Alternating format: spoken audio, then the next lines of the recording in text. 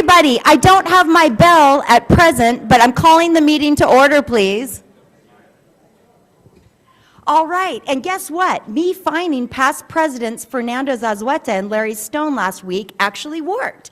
So we see that that happens, so be prepared if you're going to be talking that you might have a nice $100 contribution coming your way. So welcome to the 5,434th meeting of this fantastic Rotary Club. You might have noticed that we actually served wine in the lobby in celebration of our own Teresa's last day. So Teresa will be honoring you in a little bit, but we're so glad you're here. Oh, all right, just because. Thank you. So Ron Gonzalez saw me at the beginning of this meeting, and he decided he wanted to do a test. He wanted me to drink 2 glasses of wine so you all could determine if I'm better or worse with it. So just keep your eyes out. All right. All right. Now, before we get to the singing, I just want to tell you about a strange, challenging experience that I had this week. Hello? In the line, we are started. Thank you. That might be the second glass of wine talking. So you all know I travel a great deal for my professional position. And something unique happened to me earlier this week. It was a challenge and a terrific privilege. I was invited to attend the groundbreaking ceremony of the first high-speed rail project in the nation for Brightline West in Las Vegas with Secretary Buttigieg. It was a tremendous honor. It filled my heart with joy. But remember, I'm all about connectivity, family, being emotionally transparent, and providing social support. So while I'm there celebrating this just wonderful, meaningful event, I'm also dealing with the emotional challenge that it's the anniversary of my sister's death from a tragic car crash many years ago. But for those of you who've experienced significant loss, you understand that grief hits you at a very odd time, sometimes unexpectedly. So as I raced back to the airport so I could get home to Evan and Charlie, my stress hit me and I needed chips. I desperately needed a bag of chips. And I was on Southwest Airlines. I have no status, which means I had to stand in all those lines. And I make it through security, and I see a sign that says boarding, but there's nobody in line. So I decided to go to this snack shop and spend a significant amount of time picking out the right package. By the time I got out, the flight was gone, my fingers were orange, and I had to be rerouted to Oakland. So I'm just saying, don't feel bad about what helps you with your stress. Make sure you honor what your needs are in real time and just go with the flow. So glad to be with you all. Time to sing. Come on up, Sarah. I invite all of you to stand up and join me because I love to hear your voices. So here we go, and I'm going to hope to pick a pitch. Earlier I had it. We'll see if I got it now. Oh, beautiful for spacious skies, for amber waves of grain, for purple mountains' majesty above the fruited plains. America, America, God shed his grace on thee, and crown thy good with brotherhood from sea to shining sea. Yay! I got my pen. Thank you, Sarah. That's always beautiful. And a great big thank you to the greeting line and the Lee Weimers Committee for warmly welcoming us to today's meeting. And we have only one birthday today, so, oopsie. There we go. Please be sure to wish Laura a very happy birthday and anybody else that you see is celebrating this week. We want them to know that their Rotary family is celebrating them. And by the way, I hope you actually saw the slideshow that Jason Kazarian put together for us, which featured all the excellent events that we've done in the last week. Next week, he will be featuring Fish Day, which we had last Saturday. Again, a big, big thank you to Committee Chair Todd Trickel, the committee members, and the over 90 volunteers who showed up at 7 a.m. to help those third graders learn to fish. It was phenomenal. My claim to fame is we beat Sal and we caught five fish. out of 1,150 pounds that we stocked the lake with. Still a big win, and I heard quotes such as, "I want to do it again," "I love this place," "This is the best day ever," and that really showed the joy of Rotary. So thanks again, everybody. Next week, you'll see those Fish Day pictures, and you'll hear from Todd, who's going to give you a recap of the events. Now let's do guest introductions. If you are a visiting Rotarian or you have a guest, please stand to be recognized. Our traveling mics are with Chelsea Souza today. Chelsea, loved being with your husband and son on Saturday. Super fun. And of course, Kelly Dipple as well. So Chelsea, please start with a brief introduction. Good afternoon, I'm Chelsea Souza. You're not live yet. Hold on one sec. There you go. Good afternoon, I'm Chelsea Souza with Pivotal. We're glad you're here. Yay. Kelly. Hello, I'm Kelly Dipple. I'm with Coldwell Banker, real estate advisor, and Sarju Naran was my sponsor. Way to go. All right. Well, let's start over here. Okay, we'll start with Norm. All right, Norm Holberg, Real Estate Appraising. I have a special guest today. Rachel Thomas is here wearing her Paul Harris medal. Her father and grandfather, her father was president of the Las Vegas Rotary, her grandfather also a Rotarian. And she has a special connection today, too, because eons ago, for 5 years, she clerked for 5 Superior Court judges, including our speaker today, Judge Lucas, and for Jim Towery. So please welcome Rachel Thomas. I should also add, managing partner of Greenfield Law. Well, do we see a future Rotary president standing before us? We got to keep it in the family. Nice to have you. Where are we going next? Tim Hegstrom. Please welcome my grandson, Jager, who's visiting and will be headed to Peru with a wheelchair trip with us tomorrow. Oh, wonderful. Now, do you play bluegrass like your grandpa does? Music? Okay. Ron. Thank you, President Karen. Ron Gonzalez, Hispanic Foundation of Silicon Valley. I asked my guest, Ray Edwards, to stand because he's going to be a member. This is his second meeting, and he's filling out his application. So, Ray Edwards from Edwards Consulting. We love those words, Ray. Welcome, welcome to your new family. All right, Matt Bell. Good afternoon, President Karen and Rotarians. It's my pleasure to introduce my guest today. Roxana Khan works for the Bill Wilson Center and is previously a Rotarian in the Roseville Club and interested in membership here. Excellent. Nice to have you. And Kai Kai, instead of running back for our Zoomers, let's go ahead and go around the room. Kai Kai, behind you. We like to go around the room clockwise, Renee, because of the Zoomers. That way she's not running back and forth. Go ahead. I guess it's me. It is you. Hi, President Karen. Daniel Sassueta, City Attorney's Office. I brought with me today Carlos Rosario. All right, you can give him an applause. Carlos Rosario, right. Everyone. So he is an attorney with an IT firm, and I think he's Senior Products Counsel is the official title, but I'm not quite sure what he does. But he is also president of the Black Lawyers Association and the La Raza Lawyers Association of Santa Clara County. So, Well, welcome. thank you. And you'll all see that Daniel is wearing his blue badge. He was not able to join us for the official ceremony last week, but he got it. Yay! All right. Good afternoon, President Karen. I'm Holly Elkins, and I have 3 guests with me today. We're really excited to have an entourage. Let's see, we'll start with Alifia Dougal, who is a parent from Presentation High School and also involved in climate tech and leading a lot of innovation and change in that area. She is also a parent of a senior at Presentation, so we're glad to have you. And she shared that her father was a member of Rotary too, so maybe a future member. Welcome. Great.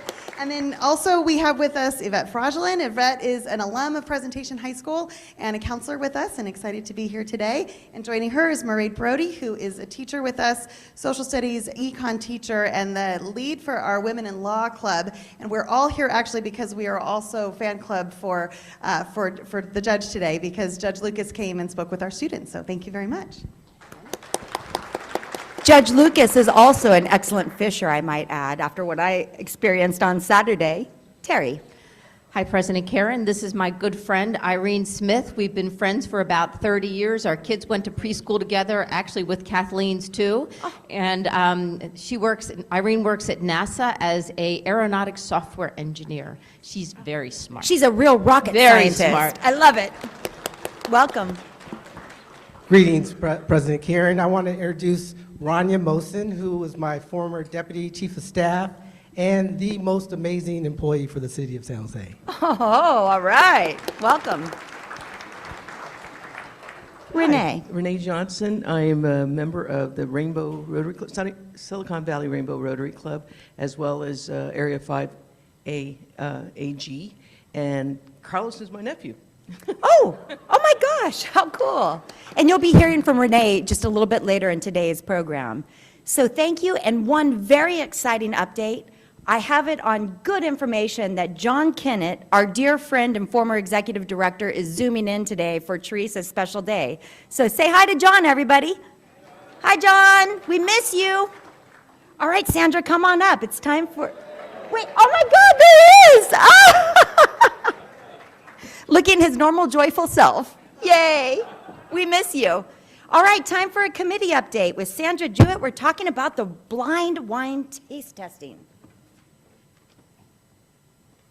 Thank you, President Karen. First of all, out of those 5 fish, I want you to know that 3 of them were from our school. So our girl was very excited. And we had one little boy who said, Dr. Jewett, this was the best day of my life. Aww. So thank you for making such an impact. Really made a difference. That's awesome. Yeah, it was fun. So wine blind tasting, you guys. It's going to be this Tuesday from 5 to 7. We have 4 tickets left. So if you haven't signed up, please do so. And we also have beautiful wines. Obviously, they're going to be picked by Joseph Burt George, and you know his wines are absolutely amazing. The Culinary Hospitality Committee has delicious bites that we are going to share. We are spending a lot of wonderful time picking out what would be the best bites for you. And little bites, little sip of vino. It'll be a great evening. And also, it's a wonderful opportunity to challenge your senses, to test your knowledge of red wines, or perhaps to learn about their differences. And most of all, enjoy great food, build new relationships, better friendships. It's going to be a great evening. Ticket information is at your table. Give me a call, or there's a link in our bulletin. But please do so before Thursday, because we need to get our numbers in. Okay? Thank you so much, and see you then. Oops. Easy peasy. Easy peasy. We'll have a caprice, we'll have wine in a sippy cup just for you, Fernando. What 4 people want to sign up right here, right now? So this is a sold-out event where we're going to drink and eat and have fun. 4 people, no? Nobody yet? All right, think about that. And in the meantime, Rod Diridon, come on up for that special time in the program where we meet the newest member of the 9th largest Rotary Club in the world.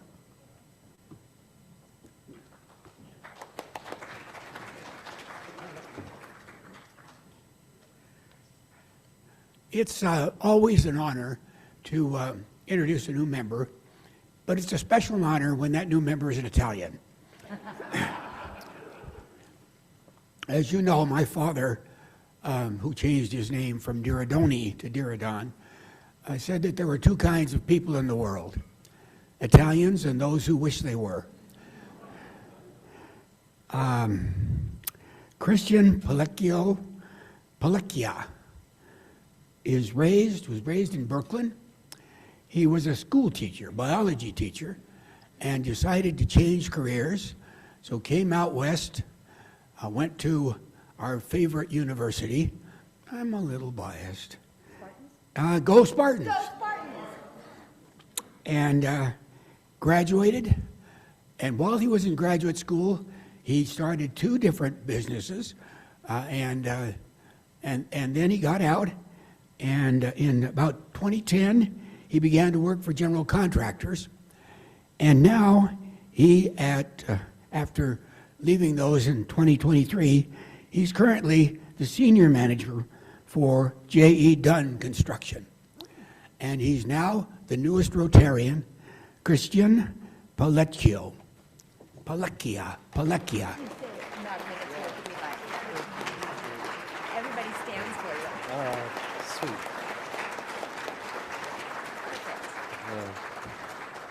Hello, everyone. I'd like to apologize in advance. I'm a little groggy. I've got that forever cold that's lasting for like 2 weeks. I'm not contagious, but I still have that grogginess. So my name is Christian Palekia. First, I would like to thank Mr. Palekia. Yes, he was close. It's a difficult one. I'd like to thank Mr. Diradan for sponsoring me. Thank you, Mr. Diradan. I guess a little bit more about me. I was born in Honolulu, Hawaii, while my father was in the Army. I was raised in Brooklyn. My whole family are Brooklynites from generations past. I received my undergrad degree from a small college in upstate New York, where I studied biology and philosophy.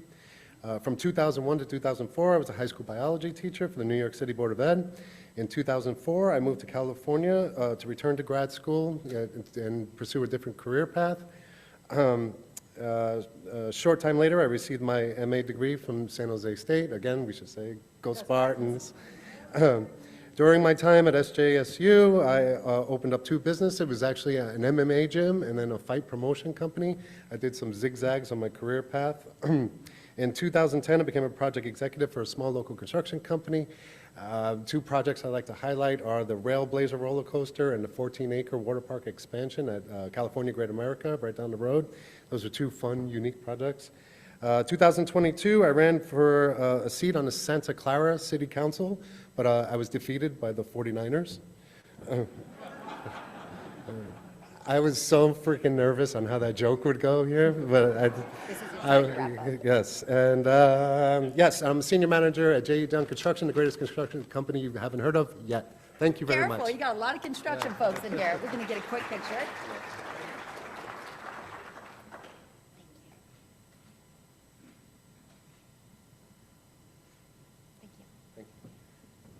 That's pretty awesome. Welcome to the Rod Squad. We're glad you joined us. So biology, fighting, construction, I see you have a lot of hats you've worn. I'll look forward to learning more. In the meantime, let's hear from our Assistant District Governor, Renee. Renee and Sandra, don't make me fine you. Come on up. You've got 2 minutes to regale us with district information. And don't forget, we've got the district conference this coming weekend. For those of you who want to attend, who have not yet RSVP'd, you can still get a day pass for only $50 for Saturday, so you can celebrate Brenda Sweeney being named Rotarian of the Year, celebrate President-elect Heather, and just have a great time. So please join us. Renee. You're stealing my thunder. Oh. So just really quickly, she already talked about the conference this weekend. It's going to be, it should be pretty good. We've got some really great speakers. If you're interested, just go online, district website, and it's all there, all the information you want. Registration starts Friday at 5 p.m. and then Saturday again at 7. Also, there's going to be a polio walk on Sunday, plus the speech for the district, for the youth speech contest, which I think I've seen a couple times. It's really good. And then also, save the date, we have a roast and toast for District Governor Hung Wei, and it'll be Saturday, July 13th in Dryco in Fremont. It's, those roast and toasts are pretty good. They usually do plays and acting and stuff like that, all terrible, but it's fun. And also I wanted to let you know, we originally had 62 clubs in the district. We now have 64, San Francisco Bay Area Rotary Club, which meets on weekends. And then we have the Silicon Valley, the newest and greatest, Silicon Valley Business Circle Rotary Club. So now we have 64. The best thing is I'd like to present this to Heather. Heather Lerner. Yes. She escaped before Pets was done. It's the President-elect backpack. Yes. Highly coveted. Yes. My product, right? So, Yes. this is for completing Pets. Oh, thanks. I got a certificate. Yes, and then this is your banner for next year. Perfect. This is for the podium. Right. Like a little, Yeah, a little there you go. preview like that. And then this is your backpack. Thank you so much. At least this year, they didn't give you an odd-looking hat, so that was good. Congratulations. That's right. Thank you so much. Thank you. Thank you, Renee. So good to see you. And one gentle note about that polio walk that Renee mentioned. That kicks off at 8 a.m. on Sunday. It's a gentle walk, 45 minutes in length, only $25 to join, and it all goes to eradicating polio, which of course, you know, we're this close, and it only exists in 2 countries. That's what a phenomenal job we have done. Now it's that time to really turn to Teresa and give her an honorary tribute for all the work she's done. And to that end, I'd like to invite Leslie up. Oh, we're going to get a lot of standing ovations today. Ready?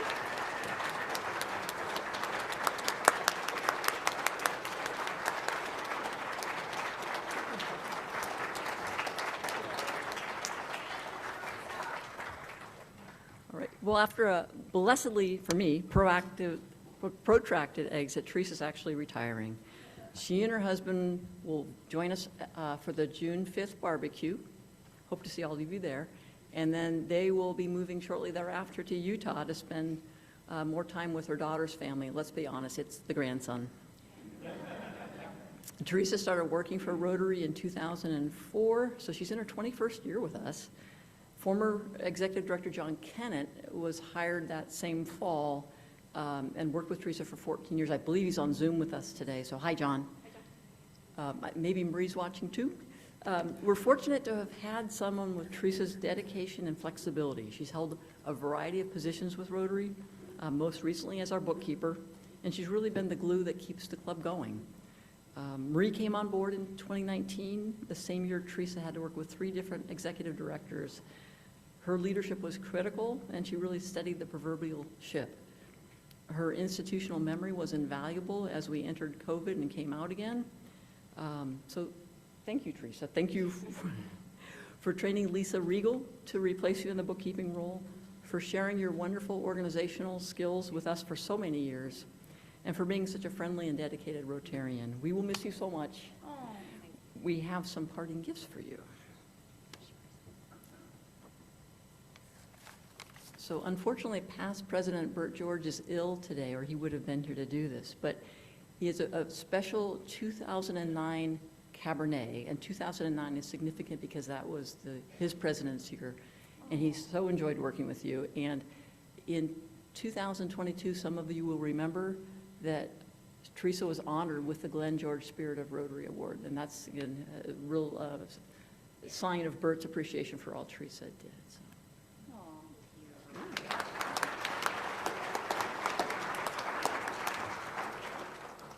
I can just add a couple of things. So I was president in 2014, so you had been here 10 years. Now you've been here 20 years. Right. And so a lot of you are probably like I was before I was president. Yeah, Teresa, there's somebody named Teresa. When you get to be president, you realize the profound effect that Teresa had for me and has had on this club over 20 years. It is profound. The only person maybe who has as much of an effect is Bert George, who isn't here today. But he put this together for you, Teresa, and I help with the words, and I think all of us believe this. Thanks for 20 years of dedicated and priceless service to the Rotary Club of San Jose. You are amazing and have had a profound effect, and we are going to miss you dearly. Oh, that's perfect. Can you say a few words? She needs my fork. Wow, I was doing well until all of this, and then when I saw John online as well, it's really touched me. I really appreciate it. I have enjoyed all the years I've been here and meeting everyone that has come through this club. And I know it's kind of been a long time coming, about a year and a half. I've been saying I'm going to retire, but it's actually official now. So, but again, we do have people in place who's going to be taking really good care of you, and I will miss all of you terribly. Thank you so much. Don't go away. I got one more thing for you. Don't go away. You know, when we talk about social graces and compassion, we would be hard-pressed to find somebody more deserving of those accolades than Therese. And I think we really want to underscore the fact that during this time of transition and turmoil for our club, as we have people out on medical leave, she stayed with us. She stepped up, she remained committed to our family, and we will be forever grateful. And we have one last gift, and this is a really cool one. It's got gift certificates for Relati and Mezcal, 2 tickets to the barbecue, 2 bottles of wine, but most importantly, a photo book of her 20 years with us.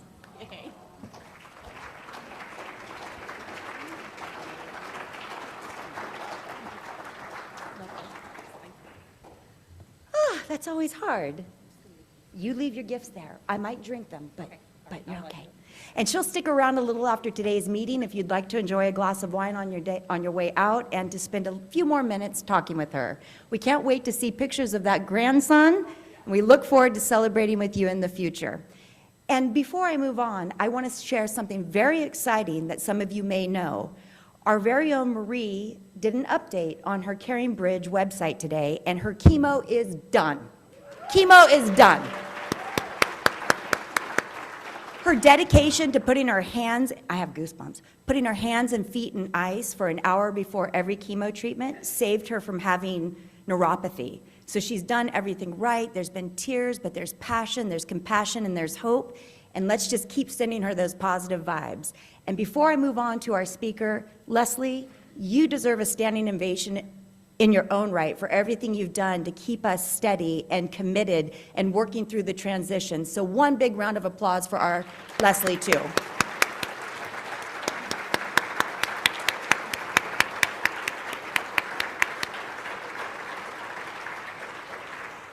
I only have 2 months left up here, and now I'm feeling like Bryan Adams. I don't want to go anywhere. I love it. All right, Jim, come on up. Introduce our guest speaker. Are you ready?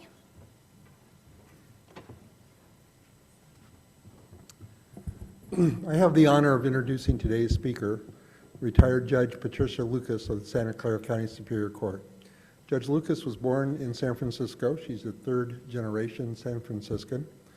Her undergraduate education was at Rice in Texas. Her law degree was from the University of California at Berkeley. After she passed the bar, she worked for several different large law firms and developed an expertise in dealing with intellectual property and complex civil litigation. In 2002, she was appointed to the Santa Clara Superior Court by Governor Gray Davis.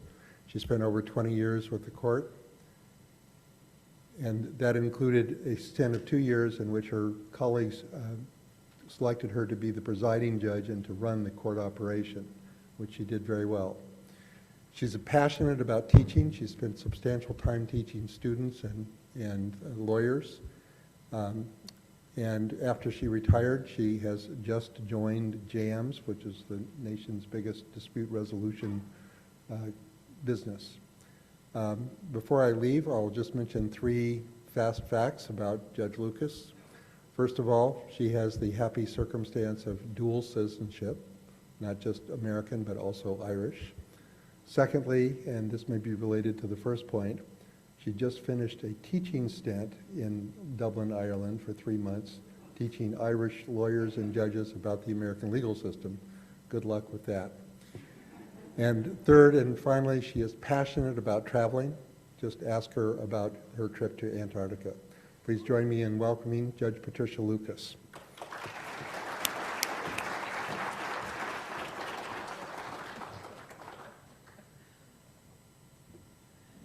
Thank you so much, Jim. Good afternoon. Who was here last week when Ed gave his talk on cybersecurity? Raise your hand. Okay, keep your hand up if you left the presentation scared. Okay, good job, Ed. Very nice. Okay, so unfortunately, 2 weeks in a row, we're going to have scary presentations.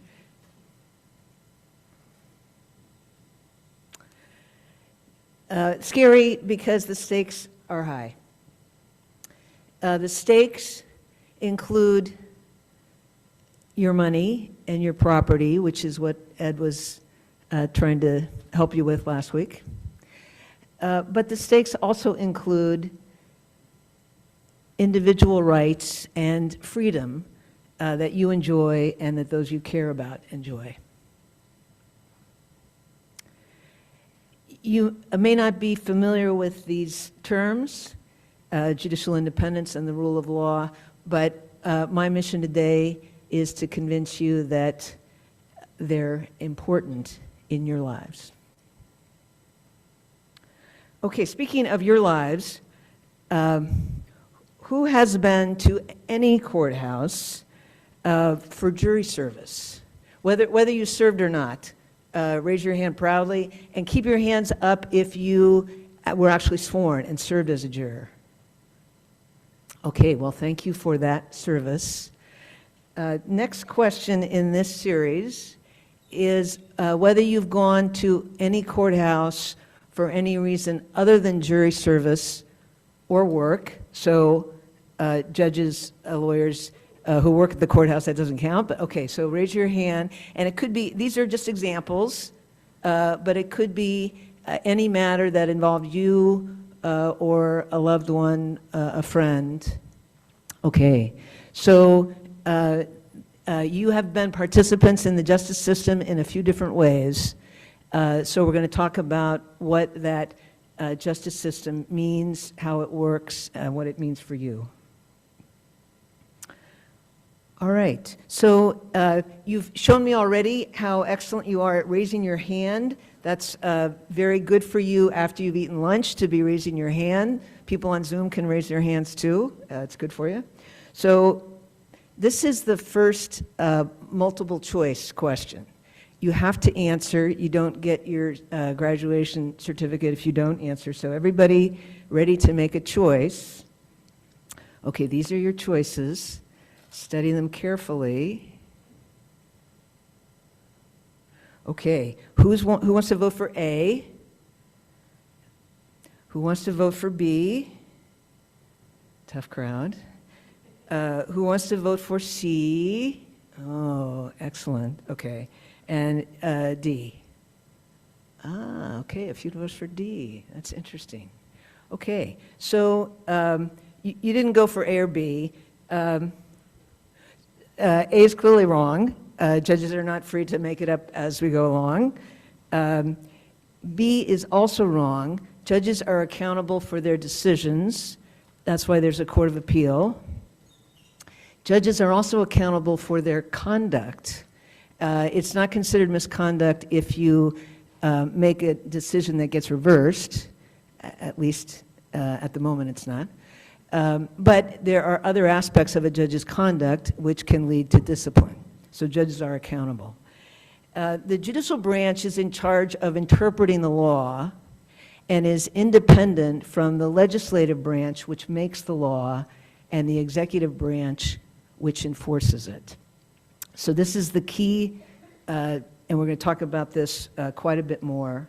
And so since C is right, we'll go with that answer. Okay, so here's a true or false. And now that you have your confidence in this test, very important that people have confidence in the justice system, from the selection of judges to the process of deciding cases, so that decisions will be trusted, respected, and obeyed. True, yes, okay, great. That was a confidence builder, so to speak. And this was just so obvious that I got it from the internet, so it must be right. But the important thing about this is to note the two aspects of the justice system that are called out here: selection of judges, we'll talk about that some more, and the process of deciding cases. We'll also talk about that some more. But let's start with this last part, that decisions will be trusted, respected, and obeyed if the public have confidence in the justice system. So why do we care about that? Why is it important that people respect and obey court decisions? Well, our national constitution gives every one of us important individual rights. The First Amendment talks about freedom of religion, freedom of the press, freedom of speech, freedom of assembly, and the right to petition the government for grievances. So all of those things are restrictions on how the government can act. In the first, all that stuff is in the First Amendment. And the First Amendment applies to the federal government. All of those same principles apply to state governments through the 14th Amendment. So those rights are ours. The Constitution also says that the courts decide if actions by the executive or the legislature are inconsistent with the Constitution. This is called judicial review, and this is really a big deal. So the people elect the legislature, the people elect the president, sort of. There's an electoral college, but that's another presentation. We won't talk about that. But if either one of those branches do something that is not consistent with the Constitution, the courts have the power and the obligation to decide that the Constitution is primary, and therefore the decisions by the political branches are invalid. So basically this means that some of those rights that we just talked about are too important to be subject to politics. If the courts are not separate and independent of the other branches, then there's nobody left to protect those individual rights. So the example most often given of this concept comes from Germany in the 1930s. So in that context, judges were required to become members of the Nazi Party, and judges were required to take an oath of personal loyalty to Hitler. So you have a situation where a personality in politics has overcome a principle of rights, and that's the problem if the courts are not independent of the other branches. So Alexander Hamilton cared a lot about an independent judiciary. When we were working on the Constitution and putting aside the Articles of Confederation, he wrote a lot about why it's important for the judiciary to be independent. And so without the power to review actions by the other branches of government, then all these important rights that we have wouldn't amount to much. So this is why it's important that people respect and obey court decisions. Okay, so here we have the oath that federal judges take. And I think these words will be of interest to you based on what we've just said. Administering justice without respect to persons. It doesn't matter who's in the courtroom. Justice is the same without respect to persons. Equal right to poor and rich, and faithfully and impartially honoring the Constitution and the laws of the United States. State court judges take a similar oath that also includes allegiance to the state constitution. But this is what this is the oath, not an oath to an individual, not an oath to politics, but an oath to follow the law. Okay, so we have the rule of law, which lifts law above politics. What does that mean? That means that the oath that the judges have taken is one that's going to come back to the Constitution, to what it means, to the rights that are protected, regardless of politics.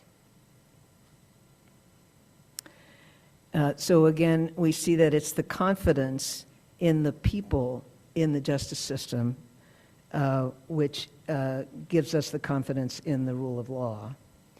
And this was a quote from Justice John Paul Stevens. In a particular case, some of you may recognize, but don't blurt it out, because we're going to talk about it in a little bit. But that was his observation about the importance of the rule of law. Okay, when we talked about public confidence, we tagged those two aspects, the selection of judges and also how decisions are made. So let's talk first about the selection of judges. Judges in the federal courts are nominated by the president and confirmed by the Senate, and they enjoy life tenure. Arthur told me to be sure to tell you that those are Article 3 judges. Article 3 is the part of the Constitution that relates to the judiciary. There are, he tells me, Article 1 judges, which are not subject to the same procedures or protections, and they might include bankruptcy judges, I understand. So thank you, Arthur. Now, the state courts are really a laboratory of ways to select judges. Some states have merit selection committees comprised of judges, lawyers, people who know about what judges do. On the other end of the spectrum, we have elections. And in some states, all of the judges, including the people who sit on the state Supreme Court, are elected. What we do in California is a combination of appointments by the governor and election by the people. A very large majority of judges are appointed by the governor. As Jim mentioned, I was appointed by Governor Davis. He was recalled 2 months later. Those events are unrelated. I'm positive. People who are elected to judgeships are elected as nonpartisan candidates in elections that include all the voters in the county. But whether you're initially appointed or elected in California, you must stand for election every 6 years. I did that 4 times. Yay. Our judges on the state appellate court and the state Supreme Court are subject to retention elections every 12 years. They are not subject to contested elections. So you can't run for the Supreme Court in our state, but you can vote no. And my friends on the appellate court tell me that about 30% of the people vote no, no matter what, because they can. So back to public confidence. Which of these systems, let's compare the federal system and the California state system, inspires more confidence in you in the justice system? State. Blurt out why.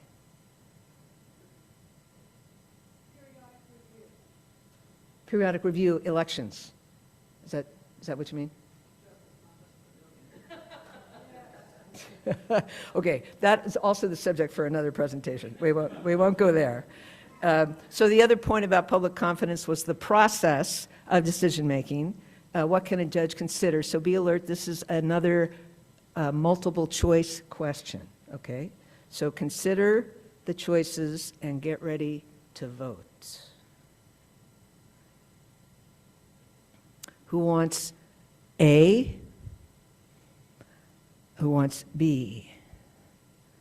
Who wants C?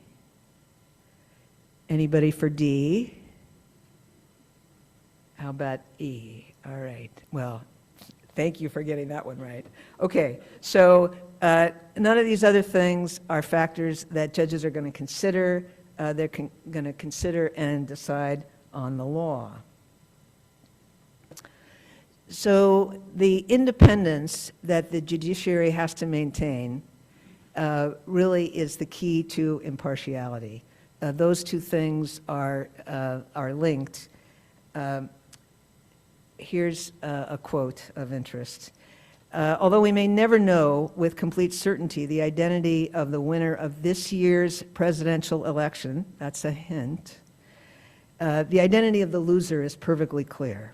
It is the nation's confidence in the judge as an impartial guardian of the rule of law.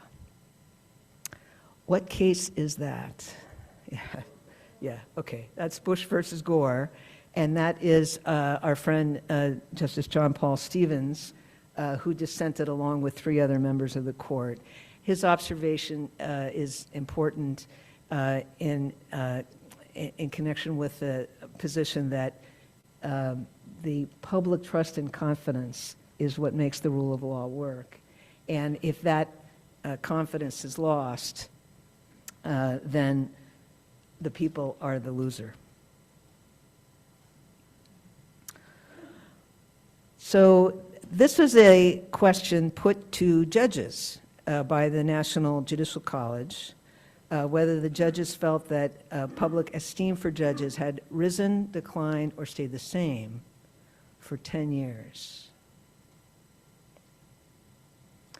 So it was asked first in 2017, and a pretty solid majority of the judges felt that the public esteem for judges had declined. Okay, ready for what comes next? They did it again in 2023. What do you suppose happened in 2023? Yeah, it's even worse. There were 2% of stubborn, optimistic judges, but to get 90% of anybody to agree on anything is pretty remarkable. And so this is pretty strong indication of what judges feel is happening with the public confidence that is the key to making the rule of law work.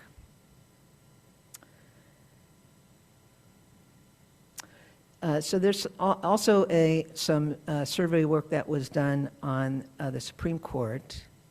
And before we talk about this, I just wanted to point out that everybody thinks about the Supreme Court and reads about the Supreme Court.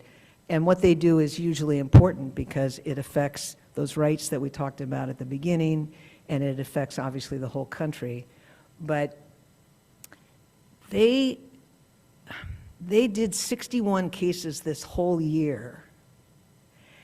And Santa Clara Superior Court judges, some of us anyway, did 61 cases before lunch.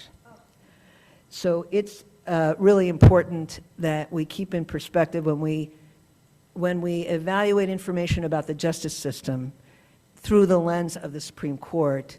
It's important to know that there are a lot of other judges out there working on your cases, the cases that are important in your lives. But anyway, let's go with what public opinion about the Supreme Court is. So this was first done in 1995. In 1995, there was a Democrat in the White House. There were 7 judges appointed by Republicans. And it was good, 80%. 80% of people had trust and confidence in the Supreme Court. This is my last slide. But when it was done again in 2023, this was the first time that the majority of the people responding had an unfavorable view of the Supreme Court. It's too bad. So let's look at how this breaks down. I think this further insight is helpful to understanding what's happening. So if you look at the people who responded favorably in 1995, and you consider whether they identify as Republican or leaning Republican versus Democrat or leaning Democrat, actually, even though most of the judges on the Supreme Court were appointed by Republicans, the Democrats were happy. And the difference between the parties was actually pretty tiny, only 4% out of a very strong favorable vote. And guess what's coming in 2023? You see an enormous difference in the favorable ranking based on whether people identify as Republican or identify as Democrat. So I really hate to raise problems without having an answer, but I'm out of time. But I know that this group, through your questions, will come up with some good suggestions on how to promote the rule of law. Okay.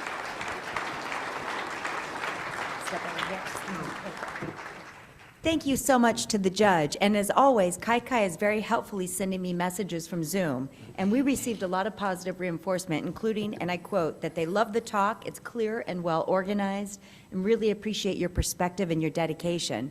Who's got questions? Matt Bell. Judge Lucas, thank you for this presentation today. So what is the solution? Because now she has time. Now I have time. Well, I'm speaking to Rotarians. So we're going to go out into the community and we're going to educate people about that slide, about the individual rights and why public trust and confidence is important.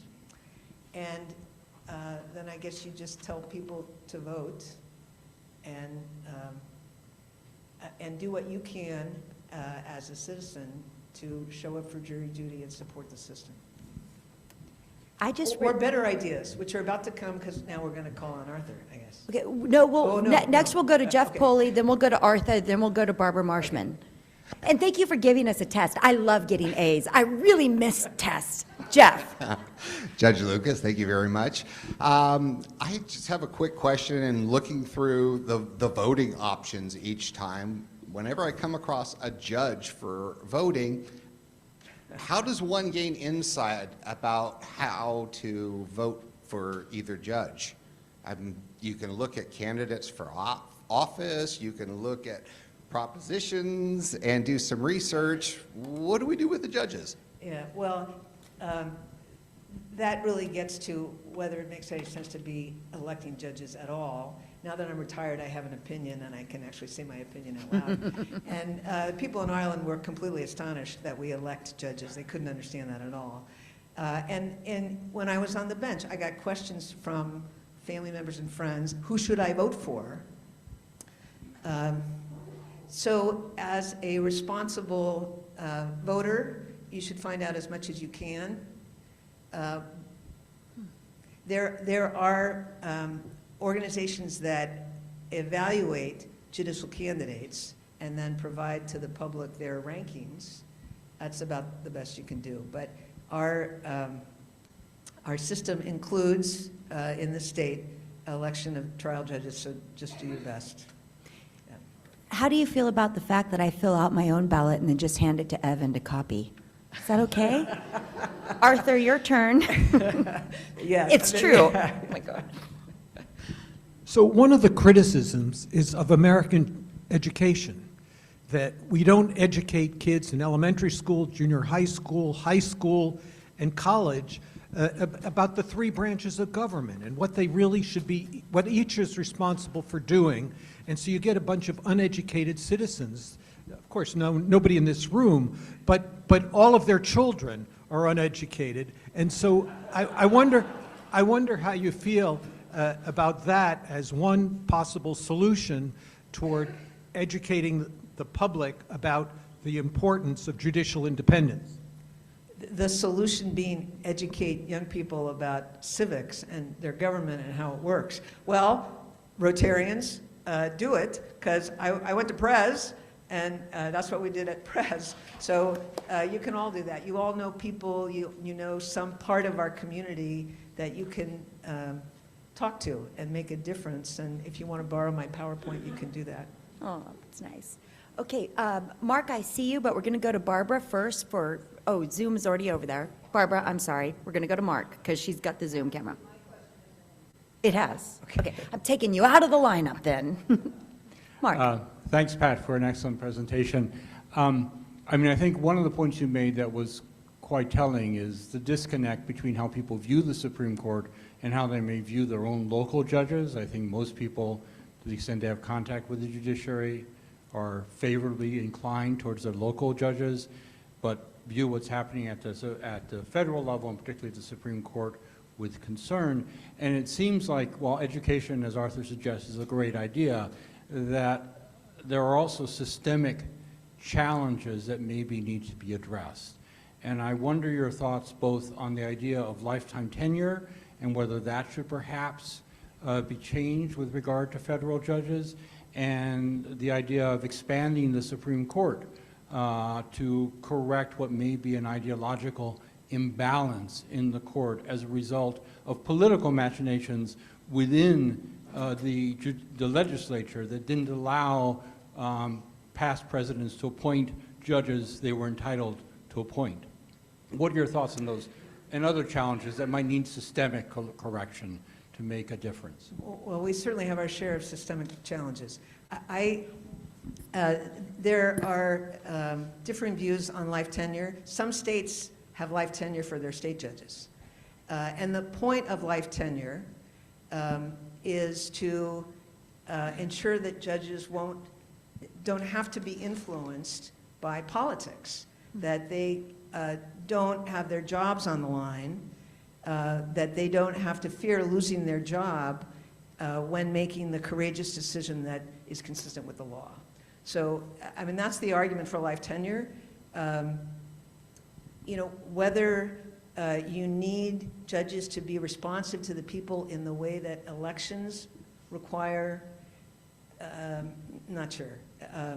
There are other choices on how to select judges, but the other systemic challenges include the whole ethical code problem that really came to a head last fall with the compliance by the top 9 with the federal law that requires financial disclosures, and whether they were really doing that or not doing that. The fact that there's no ethical code that applies to them. There's now been a development that there is a code. What confidence that instills in people, I think, is yet to really be determined, but certainly not having a code at all, or having grave questions about whether the existing federal law on financial disclosure requirements was complied with, certainly didn't help public confidence. Mm-hmm. All right, Big Boss, you have the last question and a last quick response. Pat, first of all, we're really proud of your career and all proud that you're a Rotarian. Mm-hmm. Thank you for being here. Yes. The past is gone, but the future looks terrible in terms of the perspective of the Supreme Court and their potential to be a deciding factor again, as in the Gore case of a presidential election. What do we do to fix the current Supreme Court? Oh, because that's a 30-second answer. Well, fixing the Supreme Court is kind of a problem. Obviously, the president has a huge amount of influence over who's on the Supreme Court. They're to serve in good behavior, which means life tenure, because it's very difficult to impeach a judge. You have to actually be committing a crime. So it comes back to voting, and I think that really is the means that we have to make a difference going forward. But the lesson of what happens to rights when judges are not independent and appear to be political is a scary lesson. I mean, that's why I started by saying this was scary. And as to that, we have to be diligent in every way that citizens can be diligent. Yeah. Please join me in thanking Judge Pat. We've made a contribution to Loaves and Finishes in honor of your time with us. So thank you so much, and I do believe she'll hang around a few more minutes if anybody has questions. Before you go, I see you moving in the last, but it's only 1:14. I got one more minute. Next week, you won't want to miss, because we have personals, and we'll be featuring Matt Robin and Stephanie Kavanaugh. That's sure to be a riveting good time, so please join us. And in my final thought for the day, I want to talk about goodbyes. Goodbyes are always challenging, but with the right words and compassion, it can make separation easier. So for Teresa, this is for you. Goodbyes are not forever. They are not the end. It just means until we meet again. We love you. Be well.